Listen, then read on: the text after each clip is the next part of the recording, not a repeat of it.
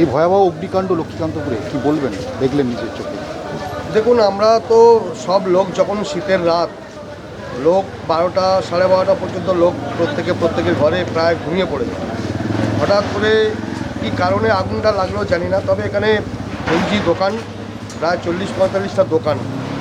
আমরা fire brigade আসার আগে যখন দেখলাম যে হু হু করে আগুন জ্বলছে এবং পুরো ভস্মীভূত হয়ে গেছে, এবং কিছু গ্যাস সিলিন্ডার ছিল সেগুলো বাস্ট করার পরে আরও জোরে আগুন জ্বলেছে এবং জ্বলছিল।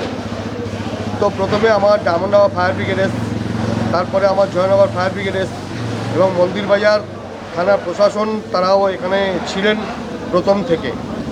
এবং এত যে ভয়াবহ আগুন, মানে আমাদার দোকান ছিল, ওনার বিল্ডিং ছিল, বিল্ডিংয়ের ভিতরে পর্যন্ত আগুন লেগে গেছে। আলু প্রায় বস্তা 100-150 বস্তা প্রায় আগুন মানে পুড়ে ছাই হয়ে গেছে। গরিব মানুষদের ফলের ঝাঁকা ছিল, সেগুলোও পুড়ে গেছে। চায়ের দোকান, বীজ দোকান, ঝাঁকা মুড়ির দোকান সেগুলো সব একদম পুরো ভস্মীভূত, কিচ্ছু নেই।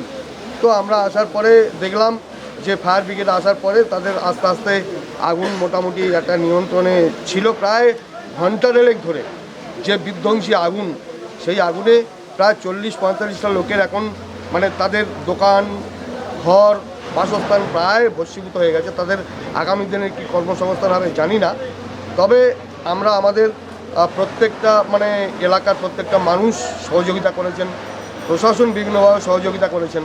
আমরাও আসার পরে আমরা বিভিন্নভাবে চেষ্টা করেছি যে আগুন যাতে নেভানো যায়, এবং ফায়ার ব্রিগেডের প্রত্যেকটা বন্ধু তারা যথোপযুক্ত সাহায্য সহযোগিতা করে আপাতত ঘন্টা দেড়েক পর আগুন নিয়ন্ত্রণে আছে।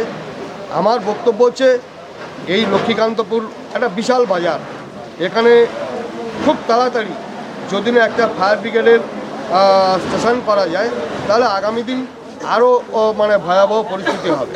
তাই আমি আপনাদের মাধ্যমে এবং আমার সরকার, সেই সরকারের কাছে আমার অনুরোধ থাকবে, আমার এমএলএ এমপি থেকে শুরু করে তাদের কাছেও আগামী দিন আমরা সবাই মিলে আলোচনা সাপেক্ষে এখানে লক্ষ্মীকান্তপুরে যাতে একটা ফায়ার ব্রিগেড স্টেশন তৈরি করা যায়, সেদিকে আমরা লক্ষ্য রাখবো, যাতে আগামী দিন এরকম বিধ্বংসী আগুন যেন আমাদের আর দেখতে না পায়। আপনার নাম?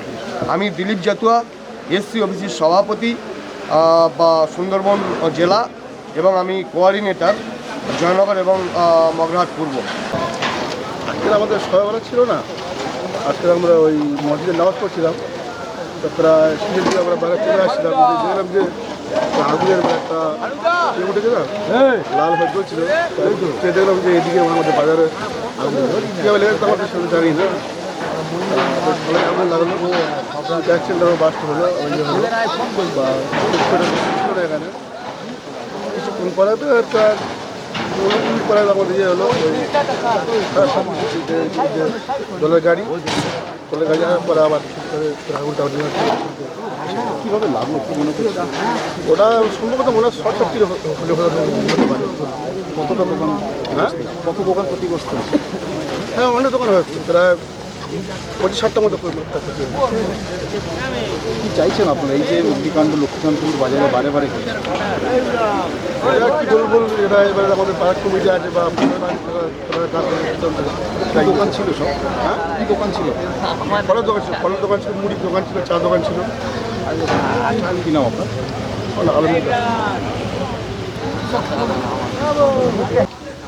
কী দেখলেন আপনারা এই যে অগ্নিকাণ্ড, কী বলবেন? বিভৎস অগ্নিকাণ্ড। রাত 11:15 আগুন লাগে। প্রথমেই এখানে ছিল চায়ের দোকান, ছিল দরমা, ছই, ঘনি, ফল দোকান, আলুর চপ দোকান থেকে শুরু করে প্রায় কম বেশি 25খানা দোকান ছিল। আগুন যে কোনো উপায়ে কীভাবে লেগেছে আমরা বুঝে উঠতে পারছি না। সবগুলোই তো কাঁচা দোকান ছিল এবং ছাউনি ছিল, বাহ্য পদার্থ ছিল, যার জন্য আগুনের তীব্রতা এতটাই ছিল যে আমরা এখান থেকে প্রায় 500 মিটার আশপাশে খেতে পারিনি। আমাদের কাছে কোনো জলের ব্যবস্থা ছিল না। আমরা এখানে লোকাল পুলিশকে ফোন করি, লোকাল পুলিশ তড়িঘড়ি আমাদেরকে আসে, কিন্তু ফায়ার ব্রিগেডে ফোন করতে প্রায় কম বেশি 1 ঘন্টা 40 মিনিট পরে ফায়ারের গাড়ি আসে। যদি ফায়ারের গাড়ি 1 ঘন্টা বা আধা ঘন্টার মধ্যে আসতো, এতটা ক্ষয়ক্ষতি আর হতো না। দুর্ভাগ্যের বিষয় যে বিজয়গঞ্জ বাজার, মন্দিরবাজার প্রান্তিক এরিয়া, এত বড় একটা বাজার, ফায়ার ব্রিগেড আসা যে এত গাফিলতি, যার জন্য যে কোনো উপায় রাত 11:15 আগুন লাগার পর 2টোর পর সময় আসে ফায়ার ব্রিগেডের গাড়ি। এখন কি 1:30টায় এখন কি এখন যা পরিস্থিতি, আগুন নিয়ন্ত্রণে এসছে, ফায়ার ব্রিগেডের কাজ চলছে। এখনও আমার পিছনে ফায়ার ব্রিগেডের কাজ চলছে চারিদিকে, বলবো আপাতত আগুনটার নিয়ন্ত্রণে আছে। কী নাম? আমার নাম গোলাম কিবরিয়া, মন্দিরবাজার, দক্ষিণ 24 পরগনা।